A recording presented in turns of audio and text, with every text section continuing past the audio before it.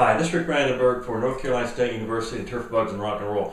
And I want to talk about a different type of insecticide for a few minutes. Not that it's a big player in the turf insect management, but it's one that we have a few of them around and we may see a few in the future. Most of you are familiar with PGRs or TGRs, plant growth regulators, or turfgrass growth regulators, but a lot of you are not familiar with what we call IGRs, and that's insect growth regulators. And really these work in the way that hormones work in our own body. And a lot of you are familiar with testosterone supplements, and you can take these and they increase the amount of testosterone you have in your body, and so you have more hormones, and hopefully that has a positive impact on you. Personally, I've never taken them. I know that's hard to believe, but I've never taken them. But anyway, an insect growth regulator will somehow mess up the hormonal levels in an insect. And it will cause it, for example, hormones are involved in moving an insect towards maturity. Wow, those are pretty good. Moving an insect towards maturity and getting to the stage where they need to molt or shed their skin.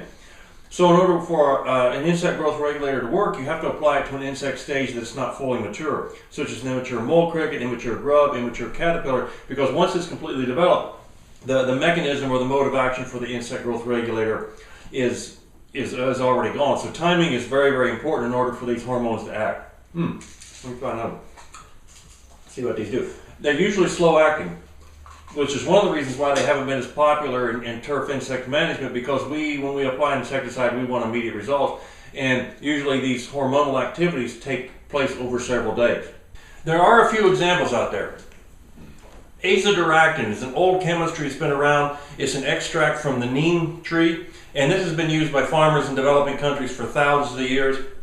It's a natural product, and it impacts the development of the insect, its ability to shed its skin. It influences the hormone levels with the insect. It's been around. You can buy various azadirachtin type products today, and some of them do have turf labels. The most common use is, for example, with flea control. There are several, such as methoprene, several types of growth regulators that prevent the fleas from completing their development, which are very effective. These are commonly used in indoor control with pests like cockroaches, where they go to bait stations, they eat this, and the cockroach then can't develop as properly. The most common use of IGRs or insect growth regulators in the turf area would be with fire ant management. We have several products or several baits. Gosh, I'm glad these things are slow acting. We have several products or baits that contain growth regulators, and they're taken by the ants, they're taken by the worker ants down there in the colony, and slowly over time they have an impact, and this impact gives long-term residual control. But typically, as with most other pest types for fire ant control, it's going to be a little bit slower, and these growth regulators are going to be amongst the slowest products to use, but they are very effective, for example, with fire ants.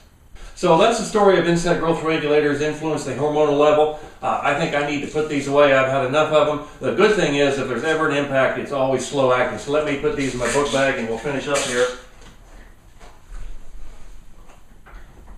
So that's it for Turf Bugs and Rock and Roll. Your update on the insect growth regulators and hormones. I look forward to talking with you again next time. Thanks.